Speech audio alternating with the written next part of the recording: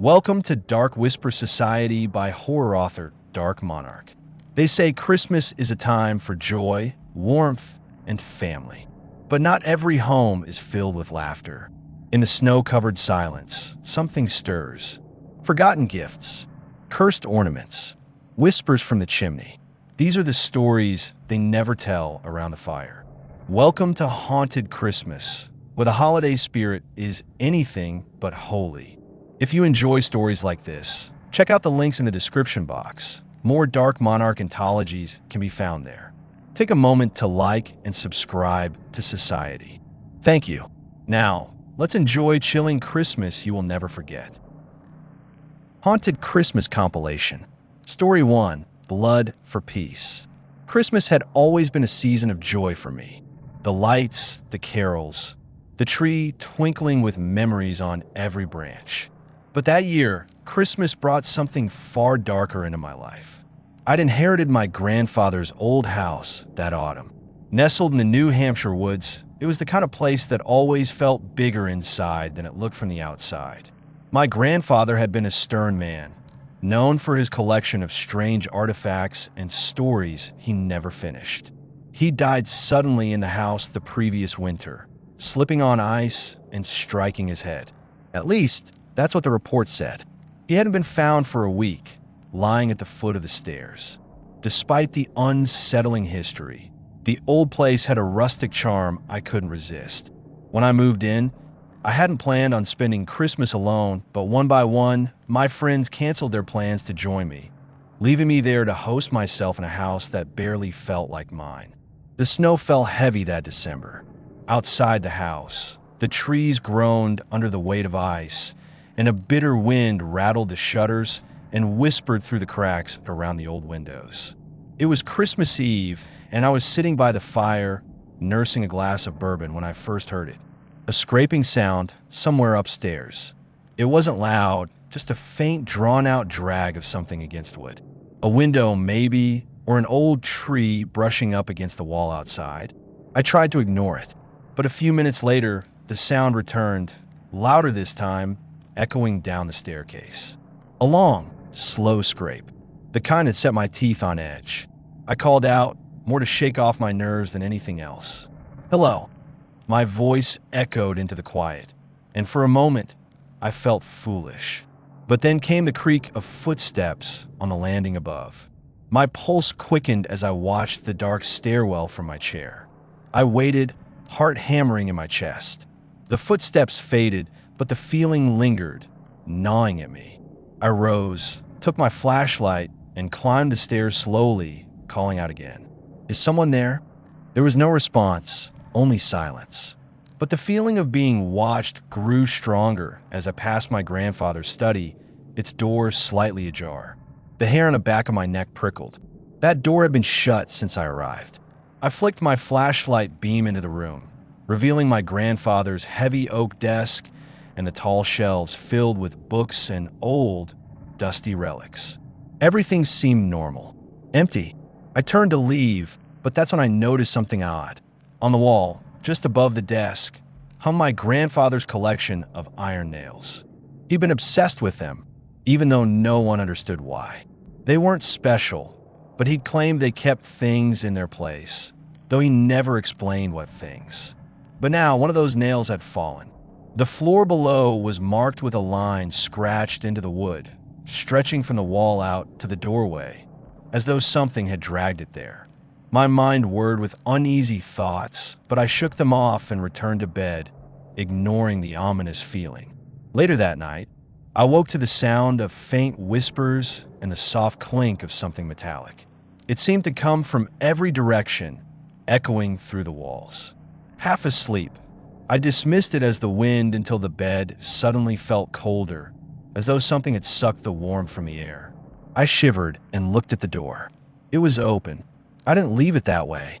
I got up, my breath hanging in the frigid air, and moved to close it. And then I saw it. A faint mist creeping along the floorboards, trailing into my room from the hallway. My heart raced as I watched it gather in the corner of my room. As it grew, it began to take on a shape. A figure, tall and shadowed, stood there. I could make out its face, twisted with a rage that seemed to burn colder than ice. The figure pointed at me, its hand trembling as if barely able to contain its fury. I couldn't move. Every instinct screamed at me to run, but I was frozen, held by the spirit's gaze. Then, in a voice like the hiss of the wind through frozen trees, it spoke, "You do not belong here." I gasped and stumbled back, breaking the spell. The figure vanished, leaving me alone in the dark. I fumbled for my flashlight and tore through the house, checking every room. But I found nothing. The only evidence was the line of nails on the floor, dragged out one by one from their spots in the walls, leading me to my grandfather's study. I spent the rest of the night huddled in the corner of the room, my back against the wall. I barely slept, and dawn seemed an eternity away. The next morning, I gathered every nail and hammer I could find and started pounding them back into place, just as he'd done. But as I worked, I found an old notebook wedged behind a shelf, dusty and nearly falling apart. It was my grandfather's journal. The entries began innocently enough, with stories of his childhood and details about his work. But as I flipped through, the tone changed, turning darker, paranoid. He wrote of whispers, figures in the shadows, and a presence in the house that grew more restless each Christmas. Each year, he'd hammered more nails into the walls, hoping to keep it at bay, though he was never sure how long it would last. On the final page, written in a shaky hand, he'd scrawled, "The spirit demands a sacrifice every Christmas Eve. Blood for peace." I felt the floor shiver beneath me, as if the house itself were alive. The icy breath of something unseen trailed down my neck, and I knew that it was watching me again. This time, it would not let me go. That night, on Christmas Eve, I fled the house, leaving my belongings and the traditions my grandfather had kept for decades behind. I heard the whispers of the spirit following me, felt its anger coiling like frost in the air, but I didn't look back. The house still stands in those woods, watching and waiting. Story 2, Last Christmas. I never believed in ghosts. Maybe that's what made me such an easy target. It started last Christmas Eve, right as the snow began to settle thick over the roads. I had just moved to a new town, a small dot on the map where the locals still sang carols door to door and where every evergreen was decked out in lights. Even the lone tree near the cliff's edge on the outskirts of town. After unpacking the last box of my new house, I decided to grab a late drink at the only bar open on Christmas Eve. The place was dimly lit, filled with an odd mixture of Christmas cheer and sorrow. People mostly too drunk or too alone to be anywhere else. I was sitting by myself when an old man slid into the seat beside me, his skin stretched thin over sharp cheekbones and eyes dull as dead bulbs. "You new in town?" he asked, voice like gravel. "Yeah," I replied, trying not to sound too interested. "Then you don't know about the Everinghams," he continued. "They used to live in your house, right there on Redwood and Elm." I froze, my fingers going cold around my glass. I didn't want to play into his game, but there was something in his tone, like he'd been carrying the weight of this story for a long time. "They moved in on Christmas Eve, just like you. Whole family just trying to start fresh," he said, taking a long, rattling breath. "The wife and daughter took to the place well enough. But the father? Something about him changed once he got there, like he was infected. That first night, he came into this very bar, ordered drinks for everyone, bought out the place, and laughed like he was already a ghost. My skin prickled, but I kept my expression steady. "What happened to them?" I asked, the words coming out quieter than I intended. The old man leaned in close, his breath like stale whiskey. "By the next Christmas, none of them were seen again. They say you can still hear the family's laughter, though, whenever someone new moves in." He paused, tapping his fingers on the bar. "But it's different, they say. The laughing comes from just one voice." I shrugged, trying to shake off the chill the old man's words had settled into me. "So what, he killed them?" "Some say," he whispered. "Some say he just took them somewhere they can't leave." I paid my tab and walked out, breathing in the cold night air. The story was ridiculous, and yet there was an itch in my brain that wouldn't go away. That old man had planted something dark inside me. By the time I returned home, the snow was falling harder. The house loomed before me, shrouded in moonlight, silent and still. It was a beautiful place, really, an old Victorian with dark wood and heavy red drapes. I'd loved it instantly, the sort of house with a presence, a history. I turned the key in the lock and stepped inside, flicking on the lights. Something felt wrong. The air was thick, heavy, like a humid summer night in the dead of winter. I tried to shake it off as exhaustion. Moving was hell. I headed upstairs, but as I reached the landing, I heard something, a distant, faint sound just loud enough to catch. Laughter. My heart skipped a beat as I turned my head, ears straining to catch the sound. It was coming from the den. I swallowed hard, reminding myself that I was alone, that the house was supposed to be empty.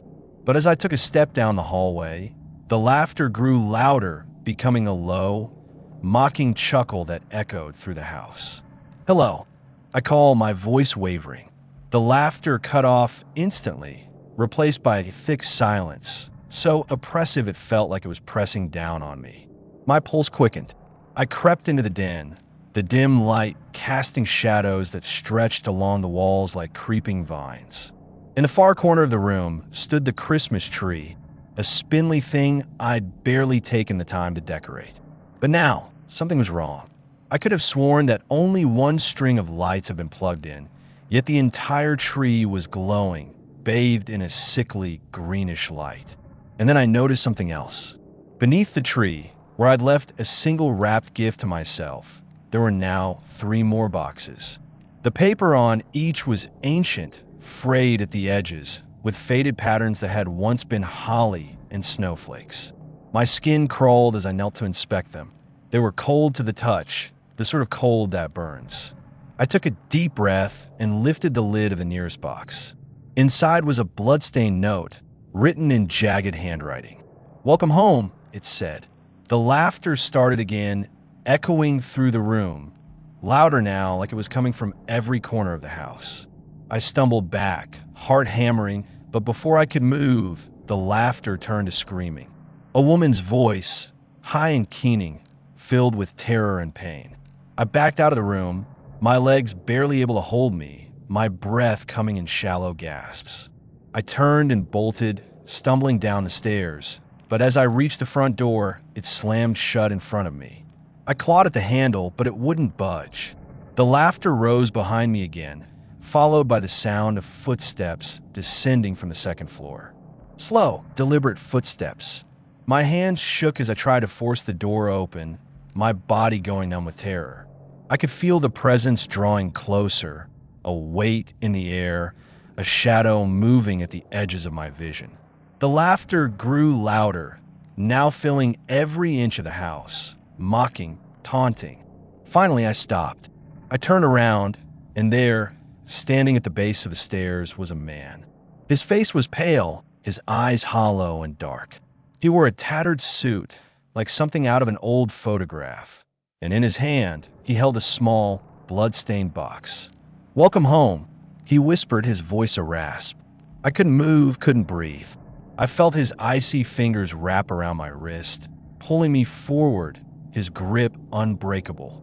He guided me back up the stairs, his eyes empty, hollow, like they'd seen too much. He took me into the den, where the tree blazed brighter than ever, casting a sickly glow over the walls. The boxes beneath it had multiplied, filling the entire room, each one wrapped in the same frayed, blood-stained paper. "This is your gift," he murmured, pressing the small box into my hand. The room went dark. I felt his presence leave me, felt the icy grip release, and when the lights flickered back to life, I was alone. I looked down at the box in my hand, my heart pounding. Slowly, I lifted the lid. Inside was a photograph. It was of me, sitting alone in the bar, the old man beside me. Only, there was no old man in the picture. Only me, sitting, laughing, with the entire bar empty. The laughter echoed again, louder, filling the room, my laughter my own voice, mocking me as I felt the walls close in, felt the air grow thick and cold. And then darkness. They never found me. And yet, every Christmas Eve, a new family moves in, laughing, celebrating, unaware of the house's secret. And they never hear my laughter, my voice, until it's too late. Story 3, Christmas Train Ride. It was Christmas Eve, and I was on the last train out of Vienna, bound for Prague. Snow drifted thickly outside, blanketing the world in darkness broken only by our train's dim, flickering lights. The train was nearly empty. I was grateful for the solitude at first, a rare break from the holiday chaos. I'd been in Vienna on business, though the exact details were a blur now. My memory hadn't been clear lately, not since that night 6 weeks ago when I'd felt something, watching. A gentle lull in the train's rhythm set me at ease. I pulled my coat tightly around me, letting the distant clack-clack of the wheels work like a lullaby as I drifted off. But as I slipped into the quiet warmth of sleep, I noticed something odd, the reflection of the car's windows. A woman was sitting in the seat across from me, though I could have sworn she wasn't there before. She had a dark, almost unnatural beauty. Her hair was raven black, framing her face like shadows in the snowstorm outside. She wore a high-collared coat, something old-fashioned but finely cut, and her pale skin glowed faintly against the dim light. Heading home for Christmas? Her voice was low and calm, with an accent I couldn't quite place. Something like that, I replied, trying to sound casual but caught off guard by her sudden presence. And you? She smiled, her gaze sharp as broken glass. I never leave home, she replied cryptically, the barest hint of a smile playing at her lips. I tried to look away, but something about her eyes held me there. They were dark and deep, yet shimmering with a hunger that made my stomach twist. There was a sense of familiarity, like a memory just out of reach, though I was certain I'd never met her. Just then, the train lurched and the lights flickered. Outside, snow whipped against the windows in heavy gusts, thickening so much that I could barely make out the dark shapes of the trees rushing past. The warmth in the car turned icy, and when I looked back, the woman was gone. I glanced around, but there were only a few passengers scattered throughout, none of them her. An uneasy feeling crept over me, and I settled back in my seat, watching as a dense fog rolled in, cloaking the train tracks. I hadn't noticed it before, but the other passengers seemed equally uneasy. Their faces looked tense, pale even. I tried to shake off the feeling, but a thick sense of dread hung over the car. I glanced at my watch. Midnight. When I looked up again, the woman was back, now standing in the aisle, watching me with a look of unsettling intensity. "Are you afraid of the dark?" she asked, her voice a whisper that echoed in my head.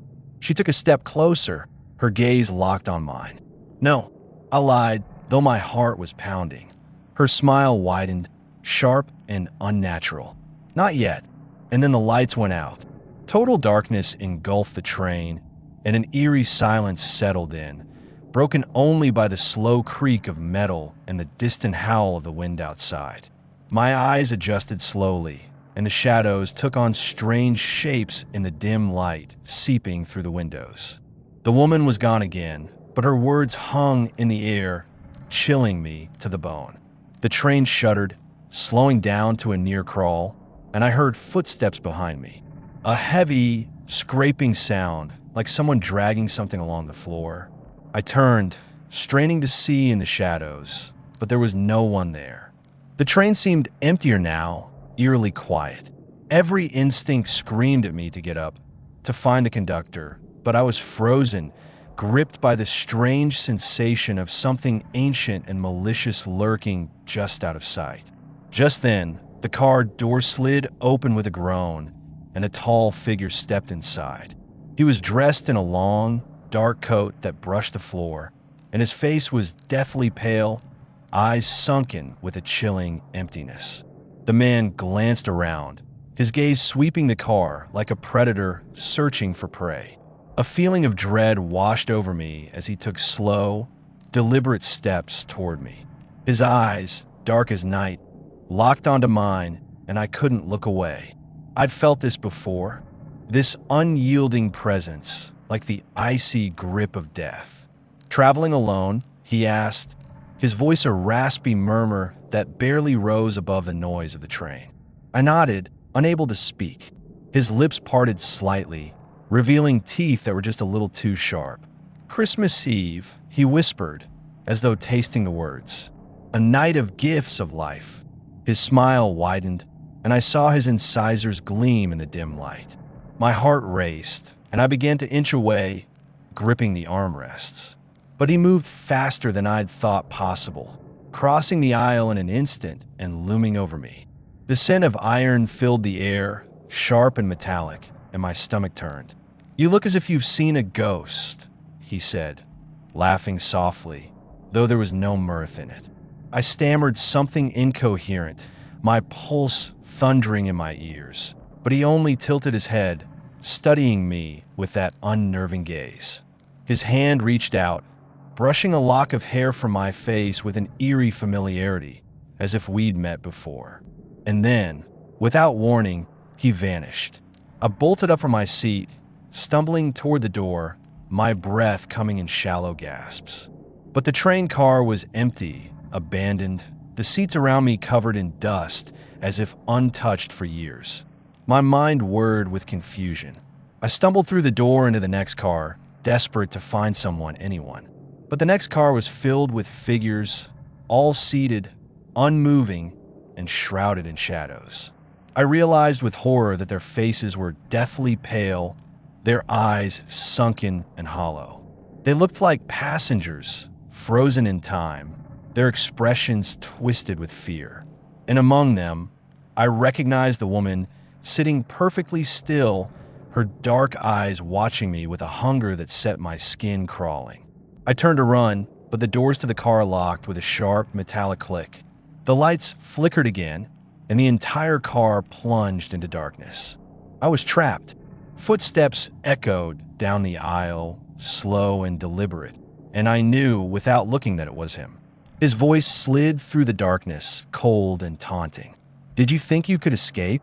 His voice surrounded me, filling the silence with a sinister warmth.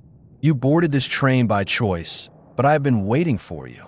Panic surged through me, and I pressed myself against the door, desperate to escape.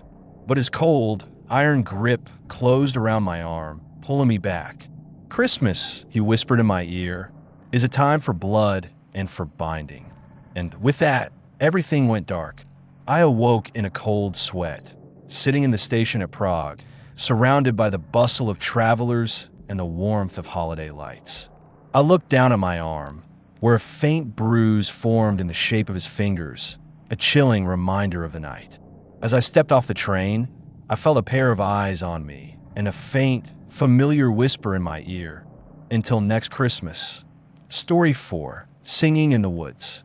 It was supposed to be a simple holiday getaway. Just a few friends, a cozy cabin in the woods, and a Christmas Eve hike through the snowy mountains.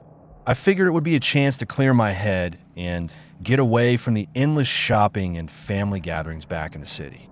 Nathan, my best friend since college, had invited a few others, Sam, Taylor, and Chris. We'd all done hikes before, though none of us were mountaineers by any stretch. Still, the forest in winter had a kind of magic that drew us in. So we packed up, left the cabin early, and headed out with nothing but a map, some hot cocoa, and the distant sound of bells from a nearby town. The snow started falling heavier than expected about 2 hours in, but we weren't worried. We were well prepared, wrapped up in coats and scarves, our faces tinged red from the cold. There was a trail up the mountain that led to a viewpoint overlooking the valley, and Nathan was eager to reach it by sunset. We joked about catching the perfect Christmas card shot with the snowflakes glistening around us. But somewhere along the trail, things started feeling off. The first sign was subtle, a pair of footprints diverging from the path. They led deeper into the woods, where the trees thickened, their branches heavy with ice. We all stopped, staring at the prints. "Someone else is out here," Sam said, squinting down the path. "Yeah, But they didn't come back, Taylor replied, her voice quieter than usual. It was true. The prints just vanished into the forest, as if whoever had made them was swallowed by the trees. Chris shrugged it off, saying it was probably some hunter or lost hiker who'd circled back around. But something about those prints, how they veered off so deliberately and disappeared, left me uneasy. We kept going, but the forest seemed to change around us. The trees grew denser, looming closer together, casting long shadows that swallowed the daylight as the snow thickened. The trail markers that should have guided us to the viewpoint vanished, covered in snow or maybe knocked down by the wind. Nathan, usually our confident leader, pulled out the map, frowning. "We're close, I swear," he muttered, but I could hear the doubt in his voice. "Are you sure?" Sam asked, her voice sounding small against the towering pines. Nathan looked around, then nodded, trying to shake off the tension. "We've come this far. Let's just keep going a bit more. We'll see the valley any minute now." But the forest had other plans. We walked in silence for what felt like hours, the snow piling up around us, making each step a battle. Then we saw them, more footprints, scattered and confused, like someone had run in circles.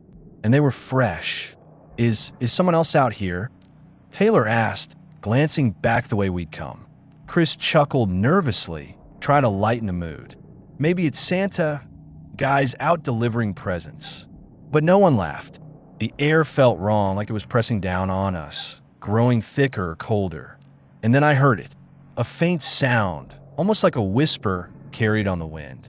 It sounded like singing, soft, melodic, but with an edge, as if the notes were twisted just slightly out of tune. We all froze, listening. "Who the hell is singing out here?" I whispered. The others just looked at me, their faces mirroring my unease. The singing was coming from up ahead, somewhere beyond a cluster of trees. Against every instinct, Nathan took a step forward, his face pale. "Don't," I said, grabbing his arm, but he shook me off, his eyes wide, almost glazed. "Come on, man," he muttered, his voice distant. "It's probably some carolers, right? Maybe there's a house nearby. Someone to give us directions." He didn't sound like himself. He sounded entranced. "Nathan, no," Taylor said, panic creeping into her voice, but he was already moving ahead, crunching through the snow toward the sound. Reluctantly, we followed, trying to ignore the rising tension. The singing grew louder, echoing off the trees, and as we stepped into a clearing, we saw a cabin. It was old, too old to still be standing, with walls warped and weathered, the wood grayed and covered in frost. A wreath, decayed and brittle, hung on the door, and an ancient-looking lantern glowed faintly from inside, casting an eerie orange glow through the frosted window. Nathan pushed the door open, and the rest of us crowded around, peering into the dim interior. The cabin was empty, save for a single, small Christmas tree standing in the center, its branches brittle and bare. Ornaments hung from it, twisted and strange, bones, scraps of metal, and bits of old clothing tied with frayed ribbon. At the top of the tree sat a figurine, a small child's doll with hollow eyes and a cracked face. The singing was louder now, coming from nowhere and everywhere at once, seeping from the walls, winding its way around us like a cold, bony hand. "Let's get out of here," I whisper, my heart pounding, but Nathan just shook his head, staring at the tree with a strange fascination. "Don't you get it?" he whispered, almost himself. "It's beautiful." A gust of wind blew through the cabin, extinguishing the lantern. The air went freezing cold, and in the darkness, I saw shadows shifting, moving along the walls, creeping closer. I grabbed Nathan's arm, pulling him back, and the spell seemed to break. His eyes cleared, and he shook his head, as if waking from a dream. "We need to leave," I hissed, but as I turned toward the door, it slammed shut, the lock clicking on its own. Panic surged through me.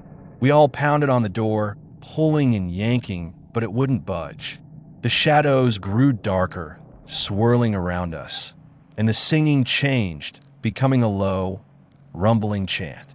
I looked at the others. Their faces were pale, their breath visible in the freezing air. And then I saw it. The doll on top of the tree moved, its head slowly turning to face us, hollow eyes staring down with a malevolent gleam. Its mouth opened, and from that tiny, cracked mouth, the chanting grew louder, reverberating through the room. "Please don't take us," Taylor whimpered, backing against the wall. The shadows pulsed, rising up, forming vague, human shapes, their faces twisted and empty. One by one, they moved toward us, their mouths open as they sang, their eyes empty pits. I grabbed Nathan's arm, desperation clawing at my throat. "There's a window," I muttered. "We can break it." Without another word, I charged at the window, smashing through the glass. The icy wind hit us, but I didn't care. I pulled Taylor and Sam through, and we stumbled into the snow, our breaths coming in ragged gasps. Chris scrambled out last, and we all took off running, the singing still echoing behind us, growing fainter as we tore through the trees. We didn't stop until we reached the trailhead, collapsing in the snow, lungs burning, the cold biting into our skin. I looked back, but the cabin was gone, as if it had never been there. No one spoke on the way back to the cabin, and none of US could sleep that night. The next morning, we packed up and left. As we drove away, I glanced back at the woods, half expecting to see that dark cabin hidden among the trees. Instead, all I saw was a faint trail of smoke rising in the distance, as if something were watching, waiting for us to come back. We haven't spoken of that night since. And every Christmas, when the snow falls heavy and the forest goes quiet, I hear it, the faint, twisted sound of singing drifting through the night, calling me back. Story 5, The Festive Filter. When Rob opened the Christmas gift from his girlfriend Mia, he couldn't hide his surprise. Nestled inside the box was a brand new smartphone, sleek and gleaming with the latest specs. He'd been stuck with an outdated model for years, and Mia knew how much he'd wanted an upgrade. He grinned, pulling her in for a kiss. "You're amazing," he said. "I love it. I know you've been needing it, especially with how much work you do on your phone."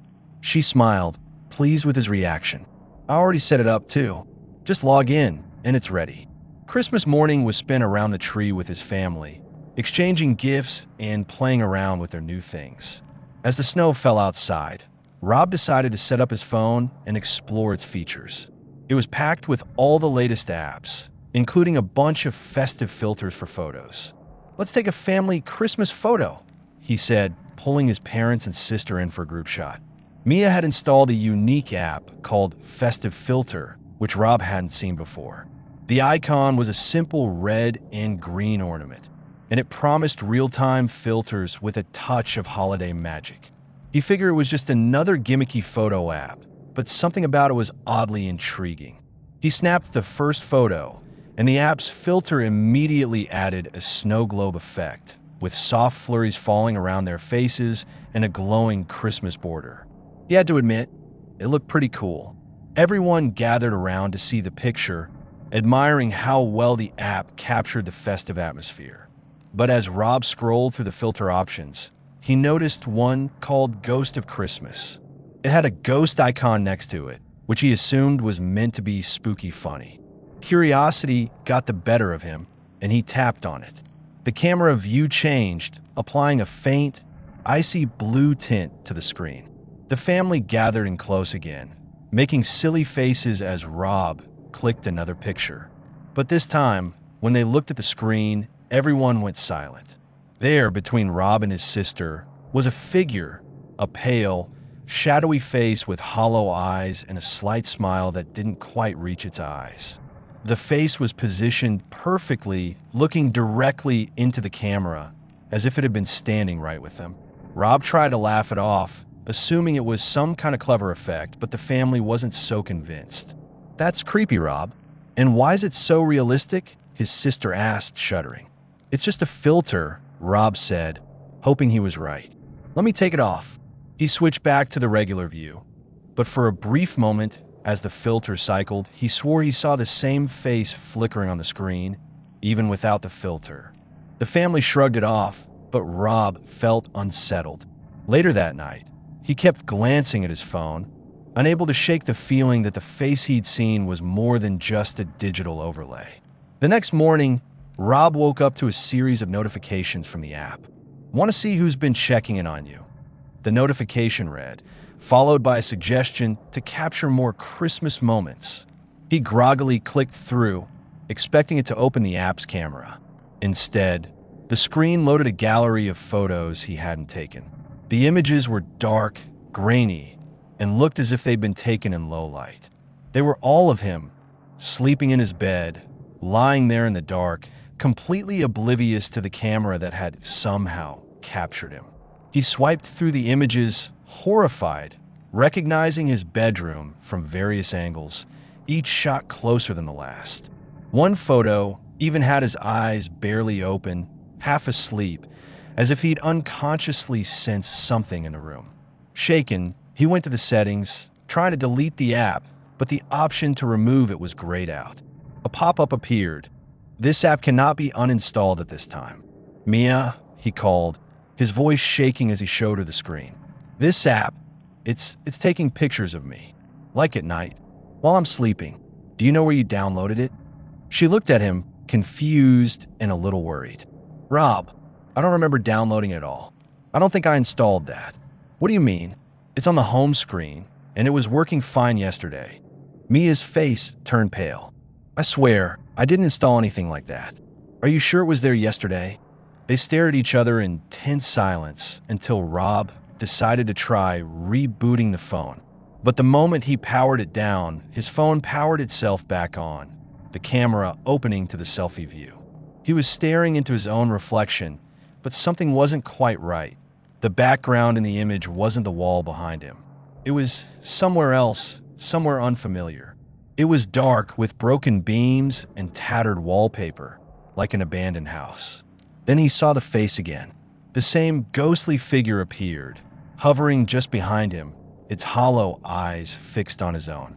The figure raised a thin, emaciated finger, as if motioning him to come closer, to enter the place it was showing.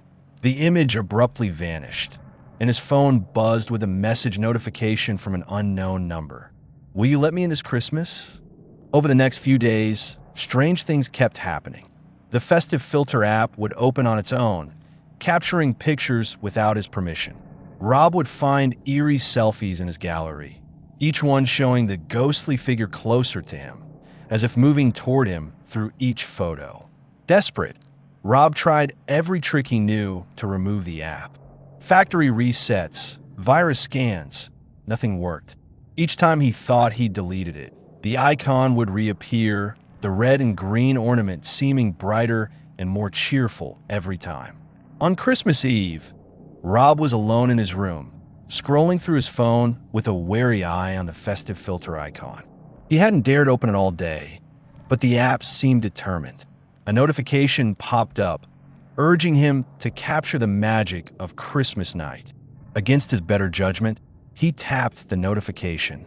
The camera opened, but this time, the room around him was pitch black, even though the lights in his room were still on. The view on the screen wasn't his room at all. It was the same dilapidated house he'd seen before, with broken walls and a shadowy hallway. Then, in the corner of the screen, he saw movement. The ghostly figure appeared, drifting down the hall toward him, growing closer with each step. He wanted to look away, to throw the phone and run, but he was transfixed, unable to move. The screen began to shake as if something was pounding on it from the other side, and the face grew larger, filling the screen. The hollow eyes stared directly into his, and then a voice crackled through the speaker, soft and barely a whisper. I see you, Rob. I'm coming to visit for Christmas. The screen went black. In a panic, Rob dropped the phone, backing away. The phone lay face down on the carpet, but he could hear it buzzing softly, the faint whisper continuing from the speaker. He ran out of the room, grabbing his coat and keys, desperate to get out of the house. But as he reached the front door, His phone screen suddenly lit up from where it lay. The whispering grew louder, filling the room. He could barely make out the words now, a chant in a language he couldn't understand, repeating in a haunting rhythm. Then the house went dark. The power cut out, and Rob was left standing in complete silence. He glanced back toward his room, where the soft glow of the phone illuminated the darkness, casting shadows that seemed to stretch and twist, reaching toward him. In one final, desperate move, Rob grabbed his phone and smashed it against the wall. The whispering stopped instantly, leaving him in complete silence. He stood there, heart racing, staring at the broken pieces on the floor, feeling a wave of relief wash over him. But then, from the darkened screen, a faint, familiar voice echoed once more. "Merry Christmas, Rob. I'll be seeing you soon." They say Rob disappeared that Christmas. His car left abandoned outside his house, doors unlocked. His phone was found shattered on the floor, but the pieces were gone, leaving only a cracked screen lying among the broken glass. And to this day, people in town warn each other not to download strange apps around Christmas. They say a cursed filter is still out there, waiting to find someone else willing to let it in. Story 6, Invitation. The invitation arrived on December 1st, slid under my door in an ornate red envelope sealed with a gold wax stamp. I didn't recognize the handwriting, and there was no return address. I turned it over in my hands, feeling the strange weight of the paper, heavier than any card I'd held before. Inside was a single piece of cardstock with one sentence written in dark ink. "You are cordially invited to a Christmas celebration at the Engel House, December 24th. I had heard of the Engel House. Everyone in the town knew it. An old mansion on the hill, set back from the main road, long abandoned and said to be cursed. Over the years, people claimed to have seen lights in the windows or heard strange sounds coming from inside. But as far as anyone knew, no one had lived there for decades. I laughed at first, thinking it was a prank. But when I mentioned it to my friend Simon, he looked serious. "You should go," he said, a strange glint in his eyes. The Engel House was built by Heinrich Engel in the 1800s, and it's only ever hosted one Christmas party, the year he built it. Legend says it was the most lavish event of its time, but no one who attended ever left. "So they disappeared?" I asked, scoffing at the idea. "Not exactly. Rumor has it they became part of the house, trapped by whatever Engel had summoned that night. They say it was the last time anyone saw him, too. Sometimes people hear singing from the rooms or see people dancing in the windows, even now." Despite Simon's warning tone, I was intrigued. Part of me thought he was trying to scare me, and maybe he was. Still, curiosity got the better of me, and I decided that I would go to the Engel House on Christmas Eve. The night was bitterly cold, and the sky was a deep, foreboding gray as I made my way up the winding road that led to the house. Snow was falling lightly, but thick enough to muffle any sounds from the world around me. The trees along the path were bare, their twisted branches reaching toward the sky like skeletal fingers. When I reached the mansion, I stopped for a moment, staring up at it in awe. It was massive, with Gothic architecture and tall, pointed windows. Light poured from every window, casting an eerie glow across the snow-covered grounds. It was as if the house had come to life, thawing from decades of stillness. The large wooden door opened with a slow creak as I stepped inside. I found myself in a grand foyer, its floors covered in a rich red carpet that stretched up a sweeping staircase. The smell of pine and something else, something metallic, almost like blood, hung thick in the air. A woman, dressed in a gown that looked centuries old, appeared at the top of the stairs, her eyes wide and her face pale as porcelain. "Welcome," she said, her voice as soft as a whisper, but somehow filling the entire room. "Please join the celebration."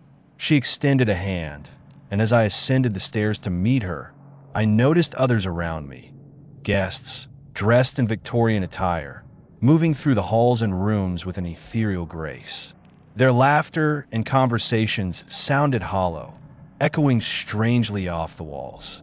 Their faces, although beautiful, seemed wrong. Like they were too perfect, their eyes glazed and unseeing, their smiles frozen in time. At the top of the stairs, the woman led me into a grand ballroom.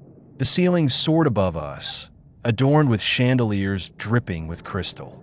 A massive Christmas tree stood in the center of the room, decorated with ornaments that seemed to catch the light in impossible ways, shimmering with colors I couldn't quite identify.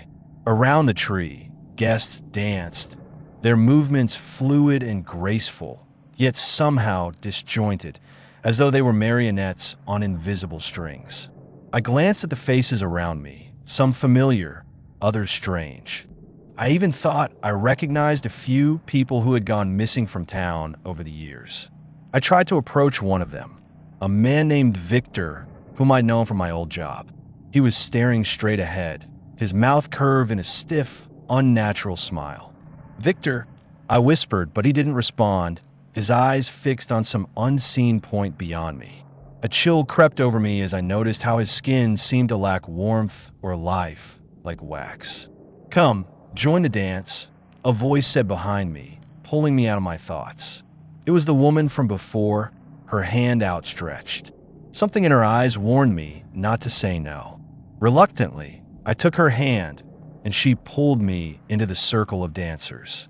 I stumbled at first, my steps awkward compared to their practiced grace. But as we moved, I felt myself falling into their rhythm. I could feel the music pulse through me, heavy and otherworldly, like a heartbeat. As we spun around the tree, I caught glimpses of the ornaments. My stomach turned as I realized what they were. Tiny faces, eyes wide in terror, mouths open in silent screams. I tried to pull away, but the woman's grip was like iron. "You're ours now," she whispered, her smile twisting into something sinister. I looked around, desperate for an escape, but the other guests only laughed, their faces turning in unison to stare at me, their eyes glinting with a terrible hunger. I jerked my hand free and stumbled back, pushing my way through the crowd. Their faces blurred together, stretching and contorting in impossible ways, their laughter turning into a cacophony of wails and moans. I ran toward the doors, but they were closed, sealed tight as though the house itself had come alive to trap me. Then, the room began to change. The walls stretched, distorting, and I found myself no longer in the grand ballroom, but in a narrow hallway lined with doors. Each door seemed to pulse, and as I passed them, I could hear sounds coming from within, whispers, sobs, screams. "Help us!" a voice hissed from one door. I froze, feeling the hair on the back of my neck rise. "Please, let me out," another voice whimpered from behind a door on my left. I pressed on, the weight of their cries pressing down on me, filling my mind until I thought I might go mad. My heart was pounding so hard it felt like it might burst. I had to get out. I had to. And then I was back in the ballroom, the music louder than ever, the guests smiling and laughing as if nothing had happened. I staggered back, searching for any way out, but I was surrounded. The woman was there again, her face inches from mine. "You should never have come here," she whispered. "You're part of the celebration now." "No," I screamed, pushing her away. I turned, running for the staircase, desperate to escape. The guests' laughter echoed around me, growing louder, filling my mind with a horrible, unnatural joy that felt like it would tear me apart. I reached the door, throwing myself against it with all my strength. It burst open, and I stumbled into the snow, the cold air biting into my skin. I didn't look back, didn't stop until I was halfway down the hill, the mansion fading into the darkness behind me. When I finally dared to turn, the house was dark again, silent, and still as though nothing had happened. I clutched my coat around me, my breath coming in ragged gasps. But as I made my way home, I could still hear the faint strains of music drifting on the wind, the echo of laughter following me, reminding me that I would never truly escape. Even now, a year later, I can still hear it on quiet winter nights, the soft melody of that haunted Christmas ball, inviting me back, calling me to dance forever in the Angle house. Story 7. They wait. I'd never been afraid of being alone. After all, I had lived alone for years. It was a choice I enjoyed, a sense of freedom and peace. But this was the first Christmas since Mom died, and the emptiness of her absence seemed to fill every inch of my new place. I had moved into the house just a few months prior. It was a cozy, Victorian-style home nestled in a sleepy, snow-draped neighborhood. It looked perfect, like something from a vintage postcard, and I'd fallen in love with it the moment I saw it. I figured this first Christmas in my new home would feel magical. But instead, the silence felt like an anchor, dragging me down to some unseen depth. Still, I tried to make the best of it. I hung up wreaths, draped garlands over the windows, and decorated a little Christmas tree I'd brought home last week. It was a modest attempt, but it made the place feel warmer. I even bought myself a small gift, a reminder that I could still celebrate, even though Mom wasn't here to share it. It was late on Christmas Eve when I finally decided to go to bed. Outside, the snow was falling in heavy, gentle waves, covering the world in a pristine blanket. It was beautiful. I watched it for a moment from my bedroom window before turning off the light. I tucked myself into bed and closed my eyes, ready for the brief solace of sleep. But somewhere around midnight, I woke to a sound. It was subtle at first, like the light tapping of branches against glass. I assumed it was the wind rattling the windows and tried to ignore it, pulling the covers up tighter. But the tapping grew louder. It wasn't coming from the windows. It was coming from downstairs. I opened my eyes, my heart picking up speed as the noise continued. A soft, rhythmic knocking like someone was rapping their knuckles gently against wood. The sound seemed to drift through the walls, filling the house in an eerie, almost melodic way. I swallowed hard, trying to steady my breathing. "It's nothing," I whispered to myself, willing the fear away. Probably just the house settling. But the tapping persisted. Every beat of silence between the knocks grew heavier, almost palpable, as if someone was waiting. My curiosity, or maybe my stupidity, got the better of me. I slipped out of bed, grabbing my robe and wrapping it around myself for warmth, and crept down the stairs. The sound grew louder as I reached the first floor, pulling me toward the living room, where the Christmas tree stood in the corner, a warm glow of lights casting soft shadows across the walls. And then I saw it. The front door was slightly ajar. A slow, agonizing creak echoed as it rocked back and forth, caught in the gentle pull of the winter wind. I could have sworn I'd locked it before going to bed. With a trembling hand, I reached out and pushed the door closed, clicking the lock into place. I was about to turn back when something in the darkness outside caught my eye, a faint shape barely visible against the snow. It was a figure standing at the end of the driveway, tall and thin, a shadow in the moonlit snow. My breath hitched, and I took a step back, watching as the figure stood motionless, facing the house, its head tilted at an unnatural angle. My mind raced. Maybe it was a neighbor or a drunk lost in the cold. I wanted to ignore it, to retreat upstairs and pretend I'd never seen it, but something inside me wouldn't let me look away. I watched, frozen, as the figure slowly raised an arm and pointed directly at me. The figure was close enough that I could almost make out a face, pale and stretched like an unfinished sketch. The eyes, dark and hollow, gleaming with an unholy light, were fixed on me. My heart pounded against my ribcage and my throat went dry. Then, as if in response to my terror, it started to move, taking slow, deliberate steps toward the house. I panicked, stumbling back and locking every latch and deadbolt on the door. The figure reached the porch just as I turned off all the lights, hoping against hope that the darkness would hide me. I crouched down, breathing in shallow gasps, my eyes fixed on the door. I could hear it, whatever it was, scraping against the wood, slow and deliberate, as if savoring the anticipation of entry. But then the scraping stopped. Silence hung thick in the air, and I dared to hope that it had gone. And then, from behind me, I heard it, the soft, rhythmic tapping again.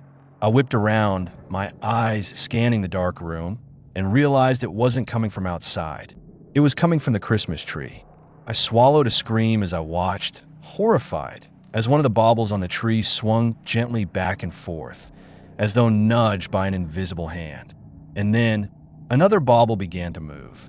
And another. The ornaments clinked against each other, tapping in that same unsettling rhythm, filling the room with a symphony of dread. I backed away, my hand pressed to my mouth, every muscle in my body tense and ready to flee. But I couldn't move.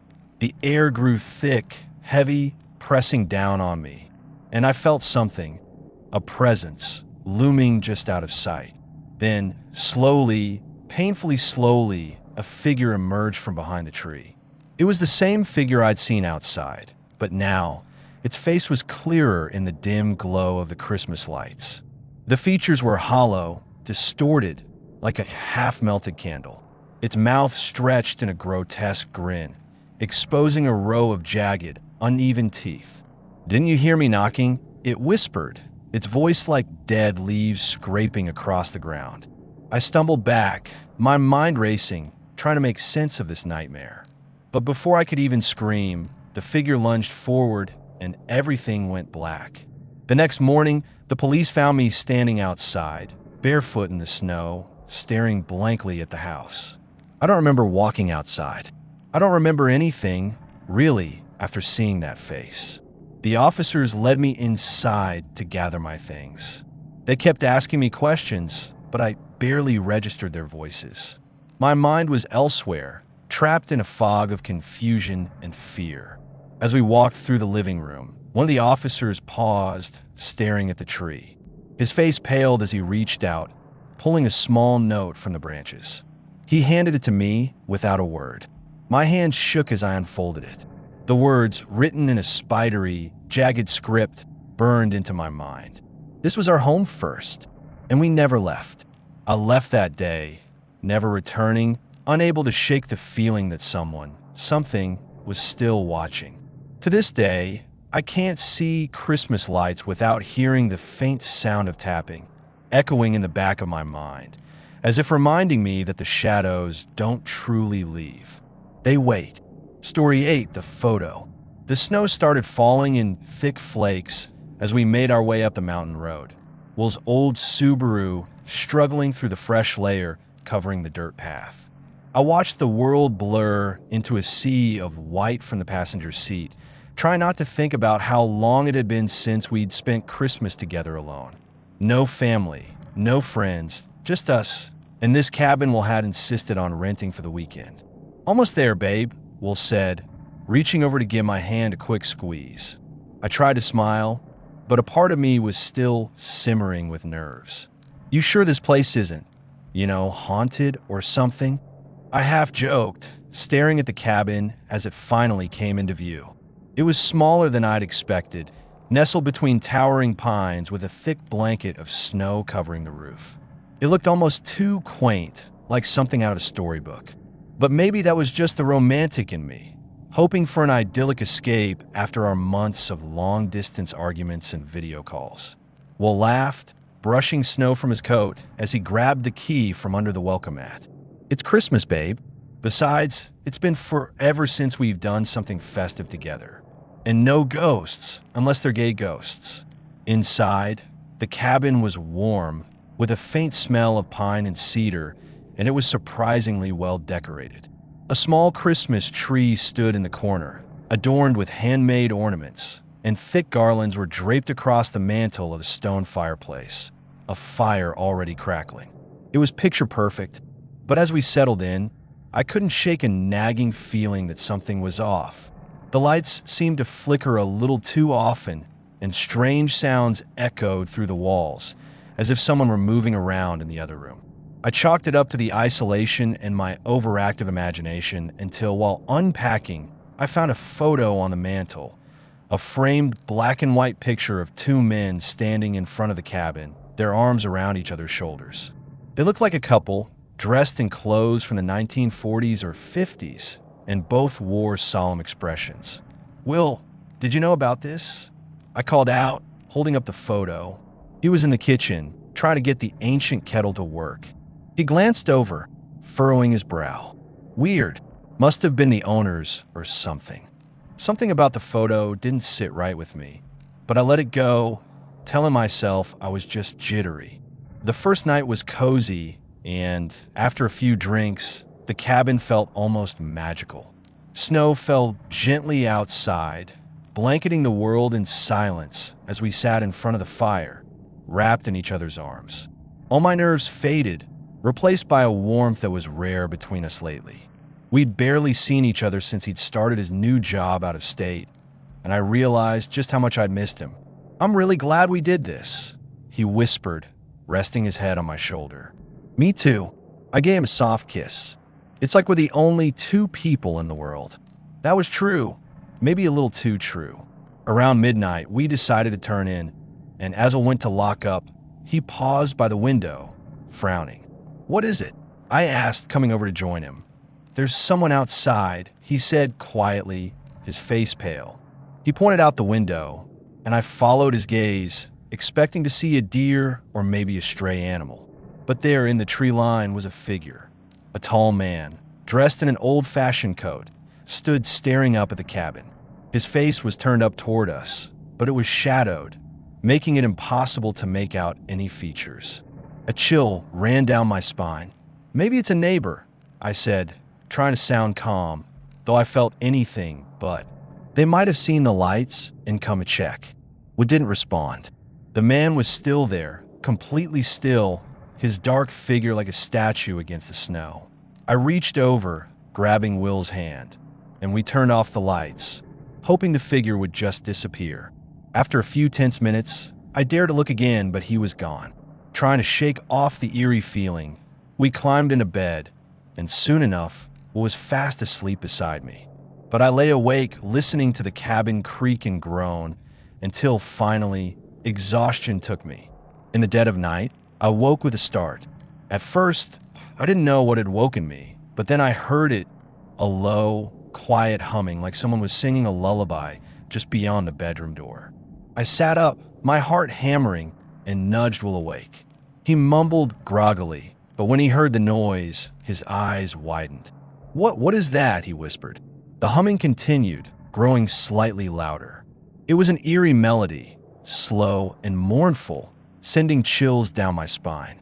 We sat there in the darkness, paralyzed with fear, until the humming stopped, replaced by soft, shuffling footsteps.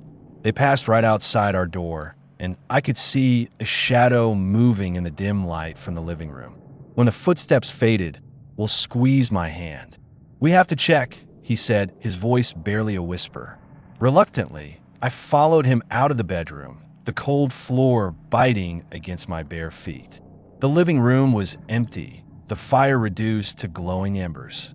But the front door was wide open, snow blowing in, covering the entryway. "Oh my God!" I breathed, staring at the footsteps in the snow outside.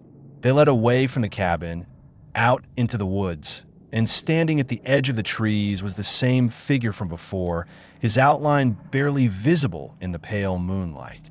Will slammed the door shut, locking it this time. "We're leaving tomorrow," he said, and I didn't argue. Morning came slowly, and we packed up our things in record time, eager to leave. But as I zipped up my suitcase, I noticed something on the mantel. The photograph of the two men was gone. In its place was another photo, one that hadn't been there the day before. It was a picture of us. Will was beside me in the photo, looking at me with a soft smile, but I could see the man standing in the tree line in the background, watching us with those empty, shadowed eyes. I staggered back, my pulse racing. "Well, the photo," I stammered, pointing. He looked, his face going as pale as mine. "That wasn't there last night," he whispered. "I swear." Without another word, we hurried out of the cabin, practically sprinting to the car. The engine roared to life, and we sped down the mountain road, the eerie silence of the snow following us, lingering in our minds. We didn't speak of it for the entire drive, and by the time we got back to the city, the terror had settled into something colder, something that made me question whether it had even happened at all.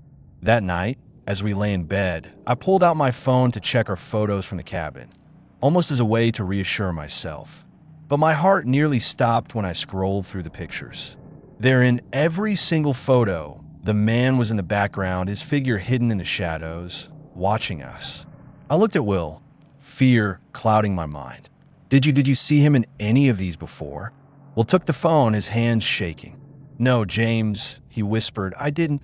Neither of us could sleep that night, and in the silence, I thought I could hear it again. The soft, eerie humming from the cabin, drifting in through our open window like a ghostly lullaby. And that's when I knew we would never truly escape. The cabin, and whatever haunted it, had followed us home. Story 9, The Cold Whisper. Every winter, the blizzards came hard to Black Hollow. The kind of storms that would bury cars and trees, blanketing the world in ice and darkness. People avoided the town, warned off by stories of roads swallowed by snow and power outages that could last days. But for Tom, it was home. His mother had grown up in the family's old farmhouse, tucked into the woods just outside town, and he'd returned to it after she passed away, needing the isolation after a rough year. The farmhouse was quaint, with creaky floors and the original brick fireplace that his grandfather had built. He could hardly remember the last time anyone had lived there full-time. His mom had only gone back to visit occasionally, and she'd always come back with a strange, tense look on her face.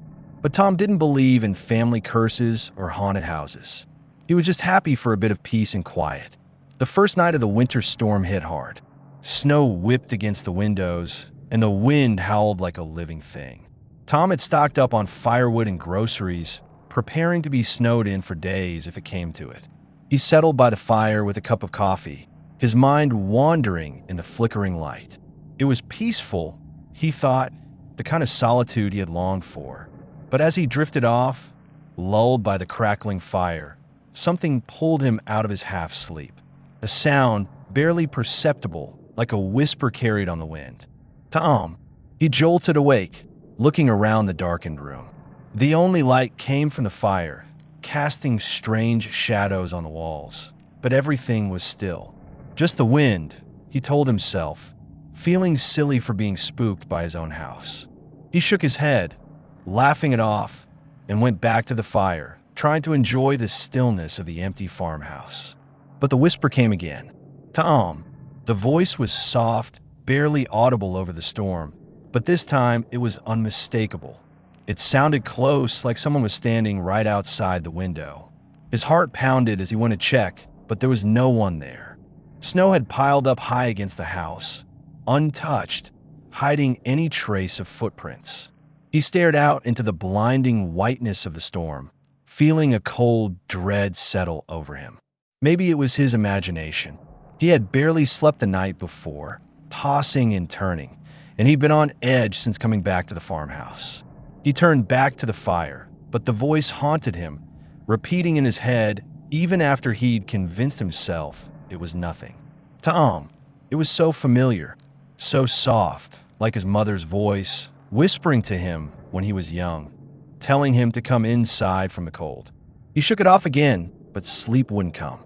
Every time he closed his eyes, he thought he could hear the faint whisper calling his name. When dawn finally broke, it was weak and gray, barely cutting through the heavy snowfall. Exhausted but determined to shake off the eerie feeling from the night before, Tom bundled up and went outside to check on the house, making sure the doors were secure and that the snow wasn't piling too high around the windows. As he was trudging around the house, he found a set of footprints by the back door. They were fresh, pressed into the snow, and led to the back window, where they stopped suddenly. Tom's blood ran cold.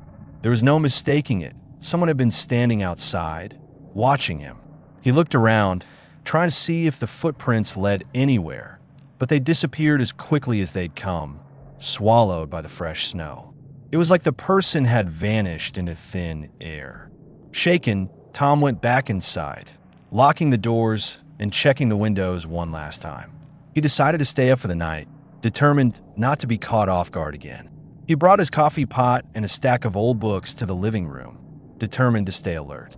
The fire was comforting, the heat and light holding back the strange sense of unease that had settled over him. Hours passed in silence. The storm raged outside, but inside it was quiet, too quiet, as if the world itself was holding its breath. And then, as if on cue, he heard it again. "Tom." The voice was unmistakable, coming from the hallway this time. He stood up, heart hammering, and moved toward the sound, half expecting to see someone standing there.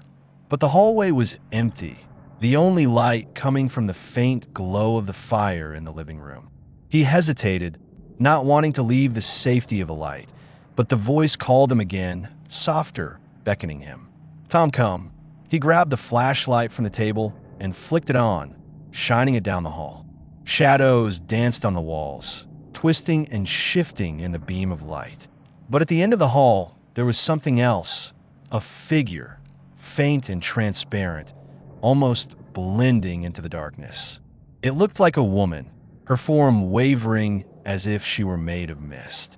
Tom's breath caught in his throat. "Mom!" The figure didn't respond, but she turned and moved slowly toward the door to the basement. Tom followed, mesmerized, the flashlight trembling in his hand as he watched her drift through the walls and disappear. He had barely ever set foot in the basement, even as a kid. It was cold and damp, filled with the strange old relics of his grandfather's life. Boxes of tools, crates of old newspapers, and heavy wooden furniture covered in dust.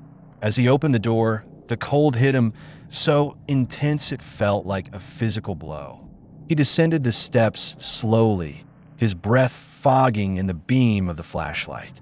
The basement was pitch dark, and the deeper he went, the stronger the cold became, chilling him to the bone. At the bottom of the stairs, he stopped, the beam of his flashlight catching on something at the far end of the room. A figure stood there in the dark. It was the woman again, her face pale and hollow, her eyes wide and empty, staring at him. Her mouth opened, and a low, keening sound filled the room, a horrible, mournful wail that made his skin crawl. She pointed to the corner, her eyes never leaving his. Terrified, Tom followed her gaze. There, in the corner, was an old trunk. It was covered in dust, the metal hinges rusted with age. He approached it slowly, his hands shaking as he unlatched the lock and opened the lid. Inside, he found a stack of old letters, brittle and yellowed with age. As he reached for them, the temperature dropped further and the woman's wail grew louder, filling his ears, drowning out his thoughts. He read the letters in a daze, barely able to make sense of the faded handwriting. They were written by his grandfather to a woman named Lillian, a woman he'd been in love with long before he'd met Tom's grandmother. But they were filled with desperation, begging her to forgive him, to take him back. And then, in the last letter, he confessed to something terrible. The words on the page blurred, and Tom looked up, the horror dawning on him. The woman standing before him, Lillian, the one his grandfather had betrayed, the one he'd locked away in this very basement when she tried to leave him. Her eyes met his, filled with an ancient sorrow, and as she opened her mouth to scream, the lights flickered and went out. Tom stumbled back, the cold and darkness swallowing him as her scream echoed through the walls. He ran up the stairs, feeling her presence at his back, her icy breath brushing against his neck. He reached the top, slamming the door shut behind him, locking it as if that could keep her away. But the voice followed him, whispering through the walls, calling his name, pleading for justice, begging to be released. And in the silence of that empty farmhouse, with the storm raging outside, Tom knew he was never truly alone.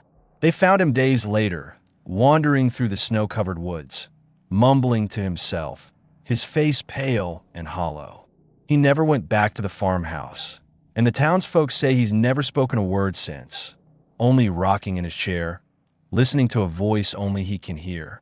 And on winter nights, when the snow falls heavy and the wind howls through Black Hollow, the people say you can still hear the cold whisper of Lillian, calling her lover's name, forever waiting for him to come back. Hope you enjoyed a bit of Christmas chill, a different kind of holiday joy for those who dare to listen in the dark. Please consider subscribing and linking this video. Thank you. We will meet again soon. Until then, have a great Christmas nightmares.